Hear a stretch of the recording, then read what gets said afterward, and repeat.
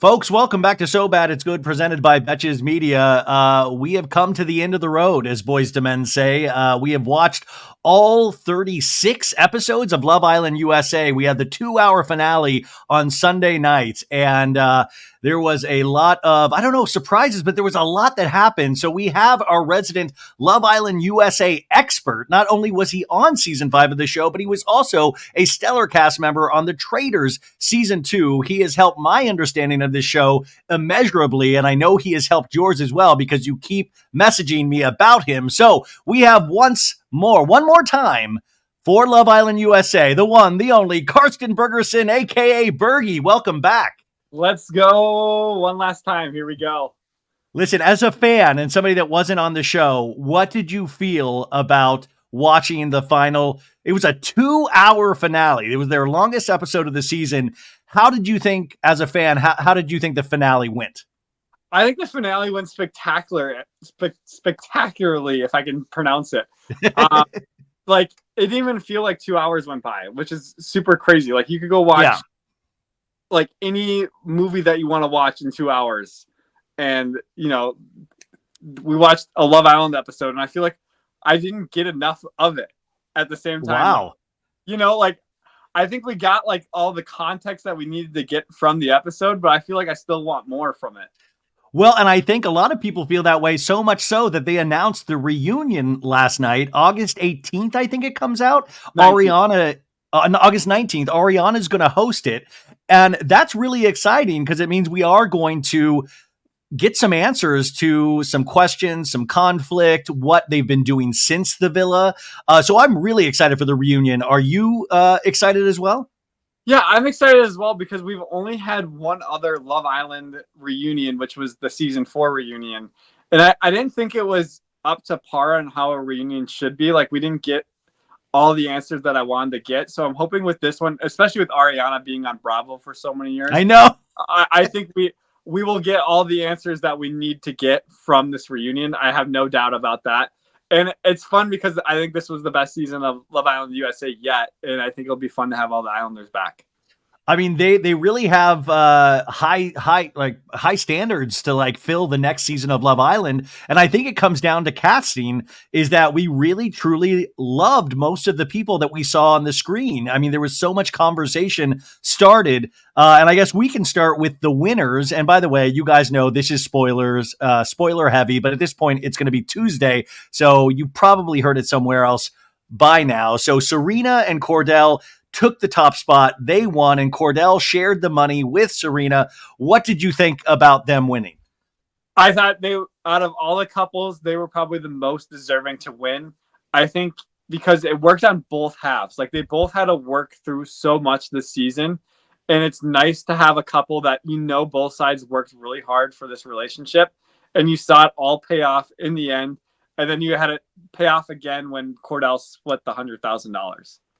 Yeah, I mean, if you guys don't know, if you don't watch, at the very end, one of the people gets access to the $100,000, and they get to determine if they're going to share it with the other person in the couple. So it's a chance to really screw that person over. But we all kind of knew that Cordell would definitely share it with Serena, even though they had a great close-up of Serena where I saw some hesitation in her eyes, like, is this jerk going to share it or not? Which was really fun to watch. And also, I keep thinking about what you said last week, Bergie, is that you said, you know, like the story, like their romantic story. Did they face conflict? And this is the only couple that I really do believe, to your point, really shared a story that was Serena didn't seem interested at first, but we realized she was protecting her heart. They went through the trauma of Casa. Cordell seemed like he was truly sorry for, you know, any transgressions that were made. And then we got to see them really kind of love up by the end. And that was a really good story. And I think the audiences felt the same.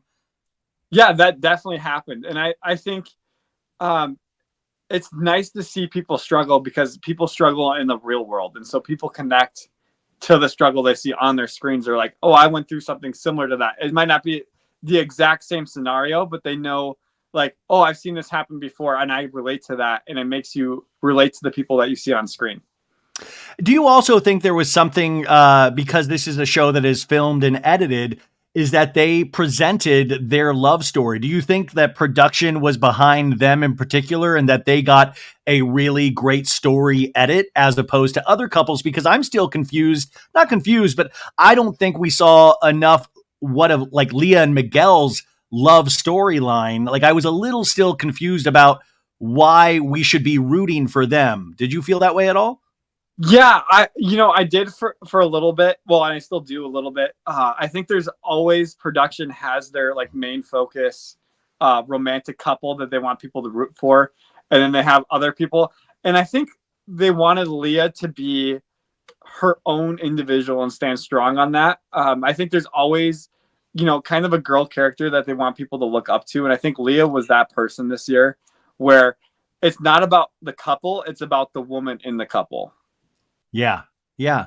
I mean, I think that, when we've said this before too, is that I think Love Island USA really highlights the female, God, I keep saying the woman story of the whole thing where we really root for all of the women on the show because we've seen men do boneheaded moves in Casa. And you had mentioned this, last week as well. And I think it's really nice. And it's primarily a female viewership. So I think that's a really exciting thing to see it from that perspective. Leah hit 1 million followers over the weekend on Instagram. She's now at 1.3. She's way far, 1.4. Bergie said 1.4. I mean, she was really, I guess, a breakout star of this show. Why do you think that is? There's a lot of reasons. And first off, I just want to say, I think she's going to hit 2 million by the end of the week. The way she's growing and taking off, like I don't see it stopping. Well, I do see it stopping, but she's gonna hit 2 million before it stops. Like she might be like 2.5 by the end of this. I think a lot of it has to do with TikTok. TikTok is such a huge social media platform because there's not. I bet there's maybe 4 million viewers, and if you get 10% of those viewers to follow you, you're doing a great job. And I think what else was I gonna say?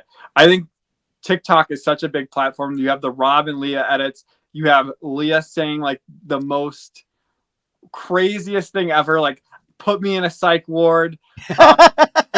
If you think I'm crazy, times it by 1,000. Like, she's saying all these She was making fun of Rob's overalls. Yeah, like she's got so many great one-liners that people are using on TikTok. And people are like, who is this girl? I want to know who she is. And then they go follow her on Instagram. Well, I mean, it is interesting because we had this kind of really, I mean, it was very sweet actually, because over the weekend we said goodbye to Rob, we said goodbye to Taylor, we said goodbye to Aaron, and Rob and Leah had like a little moment where Rob pulled Leah at the end and said, "Hey, I'm so happy I met you. I really like you. I always have. I always will." And it was like a really sweet moment. Now, do you think in your experience, did Rob do that, or was Rob suggested by production, "Yo, you got to say goodbye to Leah separately"? That is a really great question. And I'm trying to remember. This season was very different in that aspect. Because I don't recall ever us pulling people for chats when we were voted off or other people were voted off. It was like, go pack your bags and get out. Like, we needed you to get out as soon as possible. And this year, I felt like they were way more laid back with people when they were eliminated to go pull people for chats. Like, if you remember Cassidy, she pulled Leah for a chat before she left. And she's like, why didn't you stand behind me? Liv already had everybody else standing behind her. We had a lot more elimination chats. Like, people were eliminated and then they pulled people for chats, which has never happened before. Because like they were very serious about the 30-minute. Yeah, that's what I was going to ask, is that there's no way this could all be fit into 30 minutes. Like, Rob has to pack his overalls and then he has to say goodbye to everybody and then say a separate goodbye to Leah. So I was wondering if they fudged that 30-minute time constraint. Yeah, I definitely think, and I really appreciated seeing like the Islanders saying goodbye to like their favorite people. Like, I think even Liv pulled people for I can't remember, but like there were so many people pulling people for chats after they were eliminated to clear the air, and I really enjoyed watching that this season. And I hope do that. So I think that's just a new thing, and I don't know if that was a production thing or that was just Islanders doing their own thing and production let it happen because they were enjoying it so much. Yeah, I mean, I was curious about that. And then also, we had mentioned this last week about Taylor and Aaron, is that I think Aaron kind of sunk their chances at getting potentially to that Final Four, and they were let go. And we now had them on the outside over the weekend. Now, Kaylor's Instagram, I guess people were reporting it for some reason, so she didn't have access to her Instagram. But I mean, we saw Aaron in the background doing a Q&A on his Instagram. Kaylor was in the background talking to somebody. Somebody was like talking shit about Leah, I think, something crazy, whatever. But like, what are they going through that weekend? How do you think they are? Have you heard any information about how strong Kaylor and Aaron are right now? I have not. I haven't heard anything that, I haven't even watched their Instagram lives, to be How honest. dare you, Bergie? Come on, man. I had to catch up on Love Island. I had to watch the two last night, and that took enough of my time. I'll catch up on their socials eventually. What they're going through right now. I can't even remember how long it took me to respond on social media to say I'm back on, because I don't think I posted until my birthday. So you had to go to Traders too. You had a little bit of a different situation. I had a little bit of a different situation because I was focused more on Traders than like responding to social media. So I think my first post was like maybe a birthday post or something. So that was like, I already had my phone for maybe 4 or 5 days after that point. So wow. So I'm still really bad about being on social media. Like, I try to get on and post once a week, but like that's not a really good algorithm either. But I'm not that social media influencer person. I'm more of just like my life. You're Bergie. We all like you. You're trying stuff. Mentally, though, I mean, like, this is a really intense process that they're there for a month and a half. All of a sudden, you get access to the outside world, and all of a sudden, they're realizing how popular the show was. They're probably getting tons of messages, tons of opportunities, and they're still in Fiji, because I'm going to talk to a lot of the couples after I talk to you from Fiji. And just talking to the rest of your cast, because I know your story was different. What was their process? When did they send you back from Fiji? When do they acclimate into the real world? And are there rules that they have to follow for the first 3 months or something in regards to talking about the show? That's a really good question. So I remember the episode aired, and it must have been like 17 hours ahead. I'm trying to think like what that would be. But anyways, the episode aired. I got my phone back, and I was on a flight maybe like 5 hours after that. Like to Scotland. Well, not to Scotland, but back. Back to your place. Yeah. But pretty much, I was like really focused on Scotland at that point. But like, it was like I got my phone back, and like my flight was the same day. So those Islanders are out there. I don't know if they're staying for the reunion or like what. Like what are they filming the reunion is my question. Well, they have to base it around also Ariana's schedule, because she goes to Broadway for Chicago at the beginning of August. So I have a feeling they're filming it on her day off from that. And I'm guessing that they're going to film it in New York. Do you know? I have no idea. I don't know if they're going to try to use the villa. And then you also have the thing of like, your cameramen are on contract, your producers are on contract. So it's like, how are they renewing that contract, or what are they doing with all those production people? Because that's a lot of people. And then, you need your editors to like, so I'm wondering if like the contract doesn't end till like beginning of August, or are they filming it like soon, like the next couple days soon? Like, I don't know. I have a feeling they're going to wait until like mid-August, and they're going to film it in New York, and they're going to do kind of like Andy Cohen with the Housewives set and bring everybody there like you guys did with the Traders reunion. I mean, that's my feeling. So it might be an all new crew, but speaking of the crew, these people, I mean, they really, did such amazing work this season, and they really put their hearts into it, like from the editing to the filming.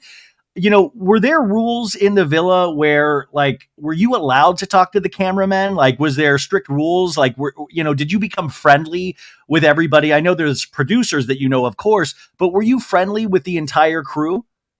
I tried to be. I never like walked up and had a conversation. I don't know if there was rules against it either. That was just something I never did. But I remember I was like, thank you for letting me live my Love Island dream every night before I like went to bed. Like, I'd wave to all the cameramen and say thank you to everybody. A lot of people in the villa that I don't think people realize. So it's like, because there's literally actual cameramen and people never see them. But I always like thank them. I was like, thank you for doing what you're doing so I can be out here in Fiji, So like that was, yeah. I tried to be the friendliest I could, because it's like, also don't bite the hand that feeds you. And I think that really helped me also stay in the villa longer than I probably should have last season. Well, no, I mean, I think you stayed in the appropriate amount of time. Yeah. But I mean, like, I want to point out, just to remind people, is that your girlfriend you met on Love Island, and you talk about relationships in the villa as opposed to relationships in real life. But that's why it's important to go through conflict, because that's what we do in real life. Having a relationship based out of Love Island, does that? I mean, what was it like for you in particular, and especially because you guys live in different areas? Was that really hard for you to all of a sudden have a girlfriend, but you guys are in different areas and you met on Love Island? Was that much different, or very, like, way different than any relationship you'd been in before? Like, did Love Island prepare you to make this work? I'm going to say Love Island really didn't prepare my relationship to work on the outside world. It was just I think it's just the mentality. I think people just have it or you don't have it. Like, if you're ready to settle down and have a relationship, you're going to be ready to settle down on the outside world. I think a lot of Islanders, they cast people that aren't ready to settle down. So they're fun to watch. That's like, are they going to stay with this person? Are they not going to stay with this person? They're not. You don't want to have people on the show that are ready to settle down. So I think I get that question a lot. It's like, what's different about you than all the other Islanders? And I think Taylor and I were just ready to settle down. We weren't wanting to go home and, like, now we have all of these Instagram DMs and I can go to any girl's house in Minnesota, because that is a thing. Like, a lot of these Islanders are going to have that new found fame where they can literally, like, all right, actually, I want to break up now because I want to go explore all these people in my DMs now. Yeah. That is a temptation that you're going to have. And it's something that, like, everyone, I had to put it aside. I'm like, okay, forget they're even there. Just like, I'm focused on Taylor. Like, that is a temptation that every Islander is going to have to face. Wow. So, like, sometimes the real show starts now for some of these people, because I think it's their reintroduction to the outside world. Now, I mean, speaking of that, though, I mean, I was also curious in terms of, there was some really wild stuff that came out about Kindle or something, very private stuff that I felt really awful about. Now, this is something where these people have been in there for 6 weeks. Did they provide or do they suggest, like, to see a therapist after doing something like this? Did they provide things to, like, kind of help you through the reacclimation process? Yeah, they don't have a therapist. They have a counselor. I Counselor? That, like, I think they are a licensed therapist, but they can't call them for, like, legal reasons a therapist for you, but they're a counselor, and then they can, like, say, like, I really want you to go see this therapist, or they'll hook you up with a therapist in your area when you go back to, like, me in Minnesota. Like, if I really needed to see a therapist, my counselor would have set me up with a therapist in Minnesota. And, like, they do, like, monthly phone calls, and if you need it more. Oh, good. Yeah. To check in. And if I think they're only required to do the monthly phone calls. And if you want to talk to them more, then they kind of, like, prescribe you a therapist in your area. So, I love that. That's exactly what should be done. So that's great. Going back to the show itself, what did you think of the family night episode, when some of the people got to talk to their loved ones? I mean, Kaylor's mom was able to kind of express a little bit about Aaron, even though she expressed a lot more on Facebook. She was able to kind of tell Kaylor what she had thought and give Aaron a little bit of a hard time. Was there anything surprising in any of the family stuff for you, or what did you find the most interesting? Honestly, there wasn't anything surprising in the family stuff for me. If they made it an edited video again, they could have totally got, Kaylor's mom being like, like, yeah. They totally could have sent that into the villa, and I was kind of expecting it. And so when they got live video calls, I kind of got upset for myself, because we did not. For season 5, they sent in these edited videos of our family members, and it did not go well for me. So, like, okay, they did this 4 seasons before I was in, and now they're doing it after I left. So I was like, what the heck? Why didn't I get a live video call with my family? So it wasn't as dramatic as it could have been. And I'm glad it wasn't, because it's like, we don't need to see people freaking out what their family members said. Well, I was especially worried for Kaylor, because she had cried so much the entire season that I thought it was going to kind of spurn on a whole nother like wave of emotion where they were going to split again before they got on the outside world. So I was kind of thankful, but at the same time I was like, man, how crazy are they going to get with this? And we got a celebrity appearance. We got Cordell's brother Odell on, and we got to see him. And did you hear all the girls like shriek when they realized he was on the call? No, I actually didn't, but I think that's so funny just because, like, Odell Beckham, I think Cordell is going to be more famous than Odell Beckham Jr. here in a little bit. Commercials. You know what? His brother's be playing in a football game, and then he'll go to commercial and be Cordell with his Cheez-Its. By the way, he will get a Cheez-It sponsorship before the end of the week if he hasn't already. Yeah, if he doesn't already. I think I saw like they were already following each other on Instagram, and I'm sure they reached out. Of course. What advice would you give the Islanders coming out? Like if they say, I want to continue on, like Bergie, oh my God, you did this traders afterwards. You kind of kept in the game. Like, how do I do this? What advice would you like to give them right now? Yeah, so that's kind of tough because a lot of them are going to have contracts with NBC, Peacock for the next however long is in their contract. It could be different from my season because I don't even know if I can really talk about like what was in my contract. Yeah. So of course, but I'm trying to think like what kind of advice I can give to them. Because they're way bigger. They're gonna have a much easier time getting brand deals than me because they're like twice as famous. They had twice the viewership.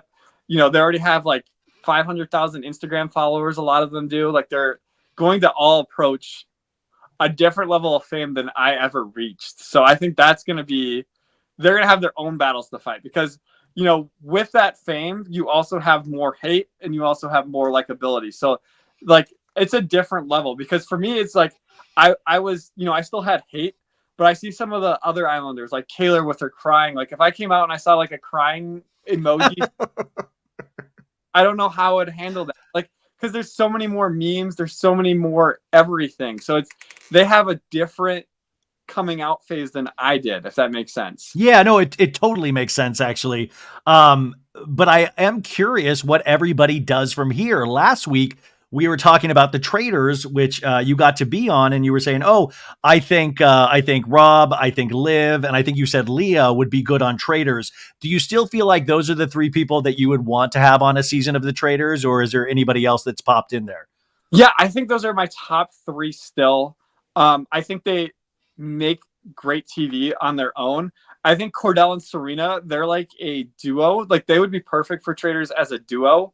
But I wouldn't want to see Cordell without Serena, if that makes sense. It does make, Serena's able to bring something out in Cordell because I think Cordell seems like kind of a reserved, almost shy person, and he needs somebody to bring that out of him. Or even like Kendall was able to like kind of get Cordell activated.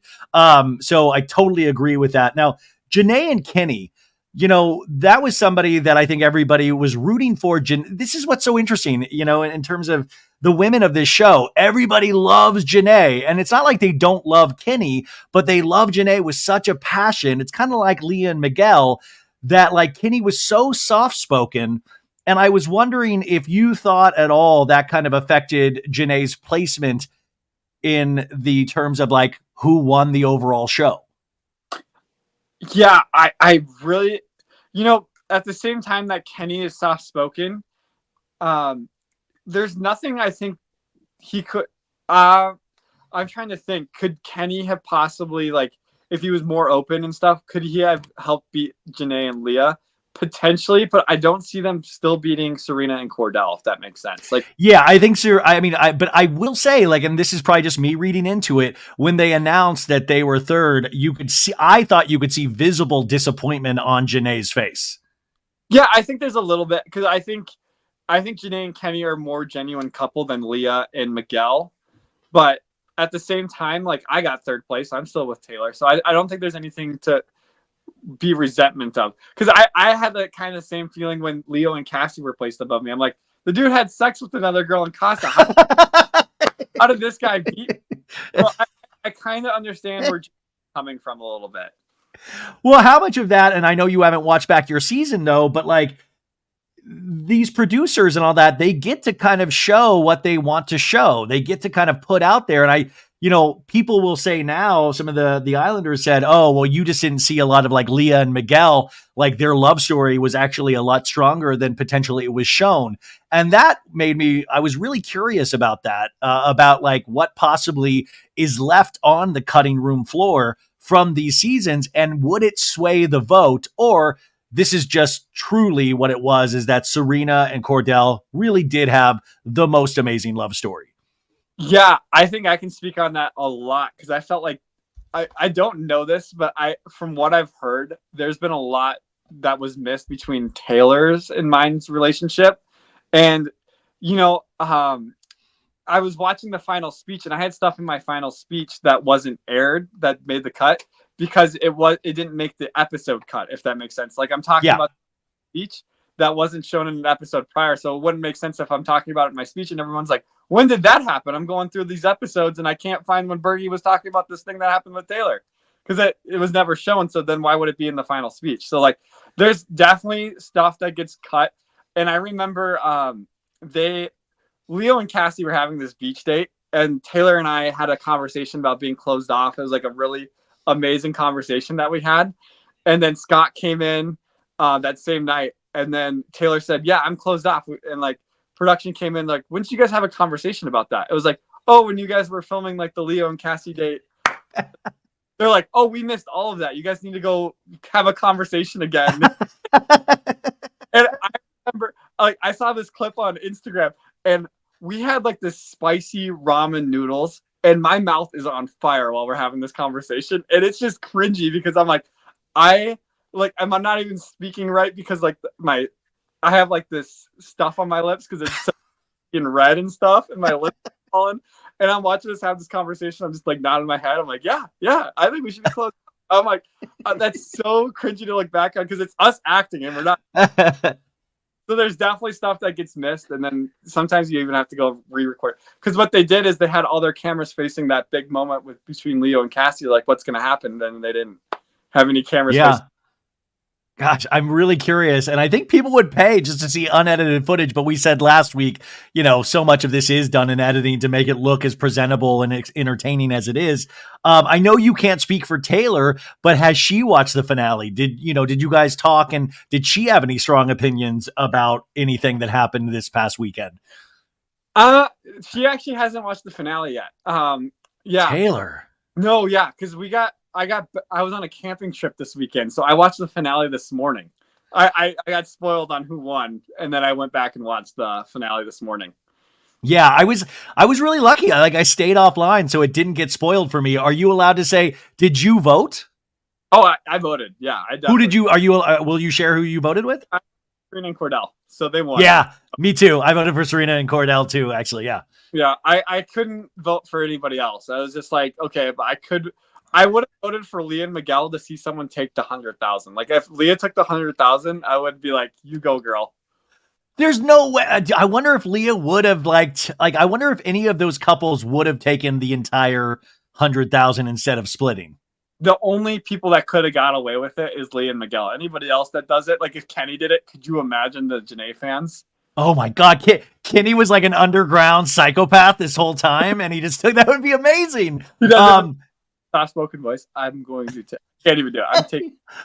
I had such a great time with you, but I will take the 100,000.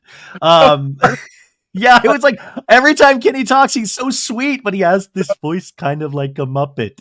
Sounds like the Golden Bachelor almost. Oh yes, but Gary, but like yes, Gary's voice a little bit. You're totally right. I didn't even put that together. So yeah, I mean, I'm going to talk to all of these couples minus Leah because she's now a big breakout star.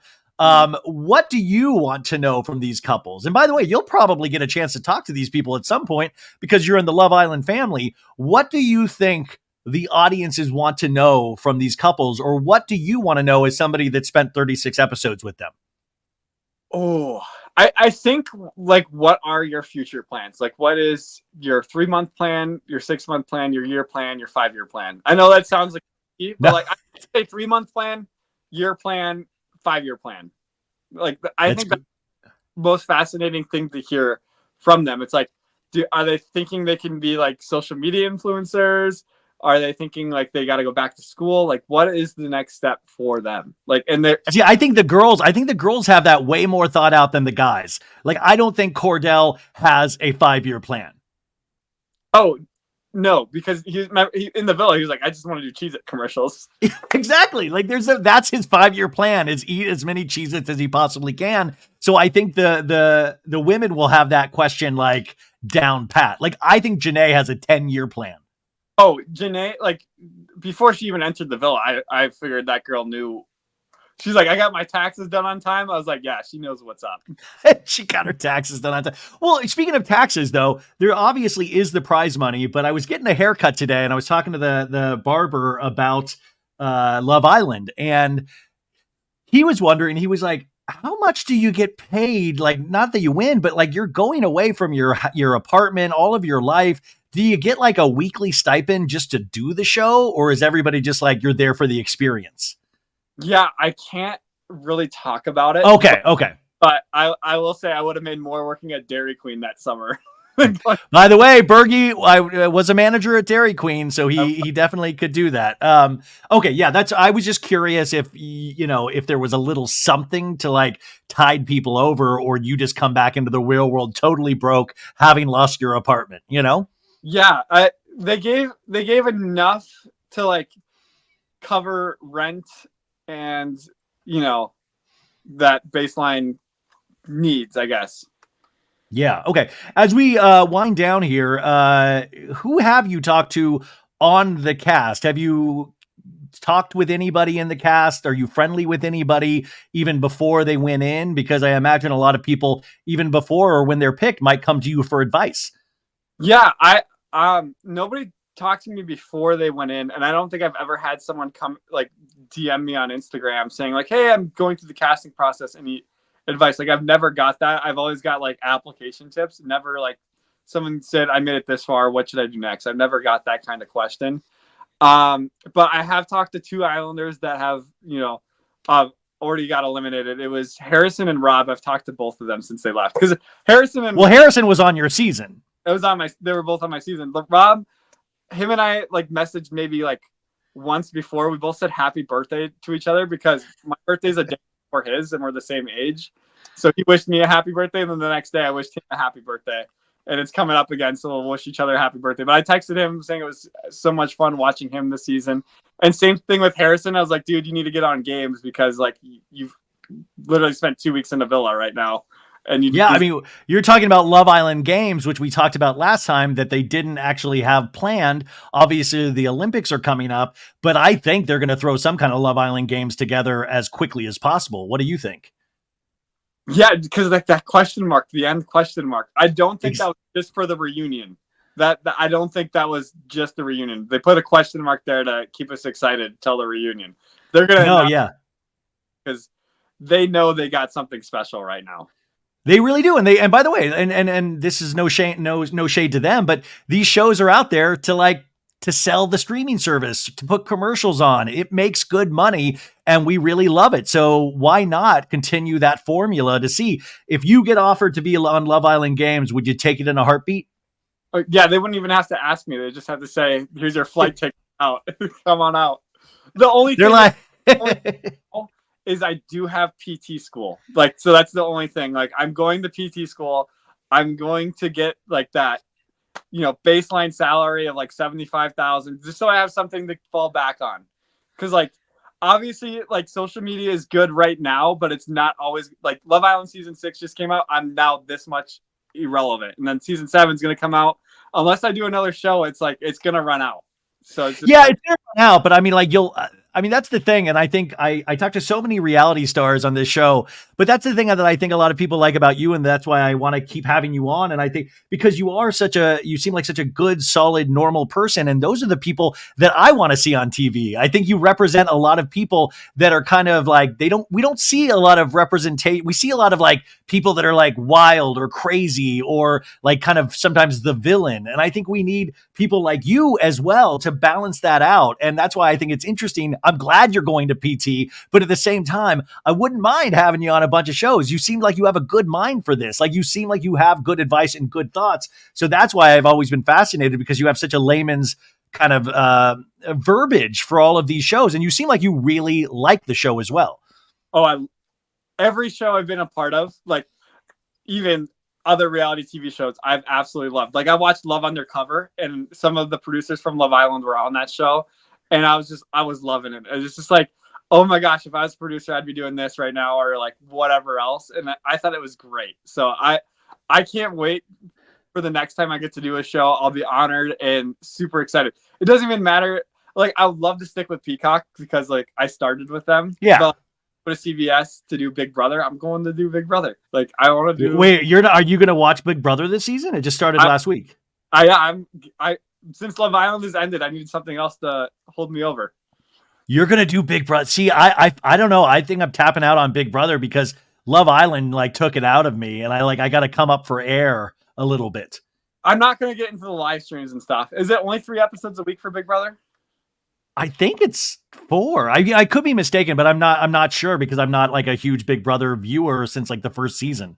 But yeah, well, that's what I was going to ask because, you didn't like The Acolyte and that's over. Love Island USA is over. And now, so Big Brother's going to be your thing. Because I was going to ask what you recommend us watch at this point because so many people expressed extreme sadness that Love Island USA was going to be off the air. And it is interesting. So Bergie is going to do Big Brother. So if you want to join him on that journey, it's on CBS. I also just finished The Boys on Amazon Prime. Oh my God.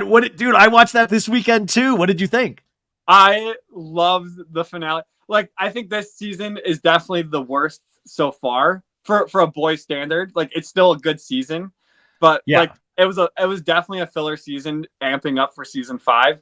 But I would say like the ending of it is a perfect tie into season 5 to get me excited and ready for the finale of The Boys. But I'm pissed though, because they're saying we're not going to get new The Boys, which is on Amazon Prime, you guys, until 2026. Yeah, and that's the other problem. Like, I think they could have wrapped it up this season instead of all this filler. They could have wrapped it. I don't know. They could have, but like I know what you're saying about not being like their best season, but it's still so much better than so many other things that I watch, Yeah, so much better than The Acolyte. By the way, I did get messages about you hating The Acolyte, and that cracked me up as well because I was like, "Wow, he really came out swinging for the Acolyte," which is Disney Plus. I was like, "Yeah, man, Bergie like really came alive talking about The Acolyte."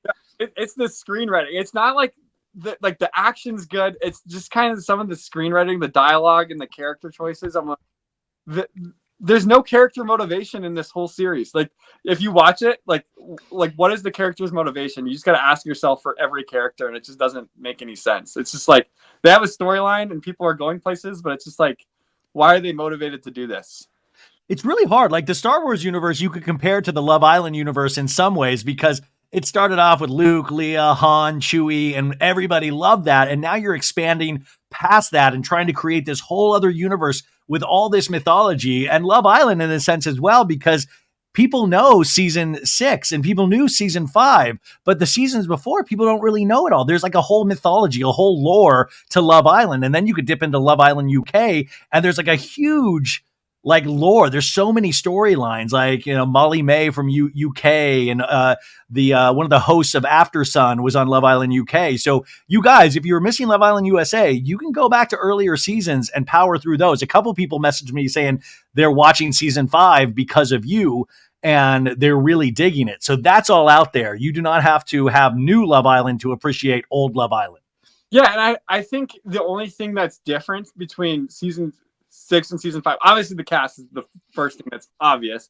The second thing is just budget. Like, I think season 6 just had a way better budget this year with some of the things that they were doing. Like, you got the fireworks, the first episode and the last episode. That fireworks was amazing. I was like, where were our fireworks? Like, or their music budget was insane. The music budget. Yeah, that's another thing. Like, I was like, how did they get the copyrights to the song? I was so jealous when Janae and Kenny were dancing to Ed Sheeran. I was like, where was my Ed Sheeran? And I was cracking up too because they had a guitar player there as well, and we didn't hear the guitar player. We heard Ed Sheeran instead of the guitar player. So I was laughing. And by the way, that's what I said last night. I said Love Island USA had to end because they've actually run out of 90s songs to play, like to slow down, re-record. Like they'll re-record 90s songs and then put it all over the show, which was really exciting. Also, why don't we see a lot of people swim in the pool? The only person in the pool was Rob when he tried to hide from the cameras. Why are people not enjoying the pool at Love Island? They are. When you're in the pool, you have to take your mic off because the mic's not waterproof. It's an expensive mic. It picks up all the audio. And you're not allowed to have conversations in the pool. And you only have our episode, so you're not going to film someone having fun in the pool for 3 minutes, like, because that takes away from other time. Like, could you imagine you're watching Love Island and then you have like a 4-minute segment of watching all the Islanders playing the pool? You're like, this is great, but it's just like I want conversation. See, yeah, I was actually wondering. I was like, man, they got a great pool. Why is nobody swimming in it? But yeah, that makes complete sense. You wore the necklace mics, right? The necklace mics, yeah. Oh, jeez. No, they definitely they had the necklace mics. Yeah. Well, this has been a great journey for me because I got to talk to you so many times this season. And for you guys out there that's saying this, I think me and Bergie might have some plans coming up in the future at all. So hopefully you'll hear him on this show again. Is there any, by the way, are you on Cameo? Oh, I am on Cameo. I have so many I get so many cameos. I do the best that I can. I try to get you guys like a 1.5 to 3 minute cameos. And if you give me a good enough response on things that are going on in your life, I can easily make it like a 5 to 10 minute cameo too. Like I go all out during my So go get a cameo from Bergie. You got it. He'll say things like "Sweet Bergalicious." He'll talk about Love Island. He'll talk about Traders. He'll talk about PT. He'll talk about Dairy Queen. But you made my journey in Love Island so much more enjoyable. So I really do want to thank from the bottom of my heart for being here, and I can't wait to continue talking to you over the next year. Is there anything else that we should know in the end? Any kind of summation you want to give about this experience this year? Oh gosh. Well, I would just say, if you really enjoyed the season, give season 5 a shot. I would definitely tell you that because that's my season. And then I would just say I think Peacock is definitely working on building its multiverse of madness, just like the Marvel universe has done and the Star Wars has done, kind of like we were talking about. Because I definitely think there is a platform building right now for seeing crossover of reality television. And I think people want to see their favorite people come back. Like, could you imagine if we never get to see Robert Downey Jr. as Iron Man again? Like, everyone wants to see that. Like, we got to see it. So, like, people are going to see Leah back on a Peacock show because I'm sure contract, and I'm sure Peacock is going to be begging for her to come back to one of their shows. So yeah. I think there's a lot of good things coming with Peacock, and I'm super excited. Wait, that reminds me, are you going to go see Deadpool Wolverine the first weekend? Oh, 100%. I can't. Yeah. I can't. Yeah. No, I'm excited too. Okay. We will hopefully talk to Bergie sooner rather than later, but this is us signing off for season 6 of Love Island USA.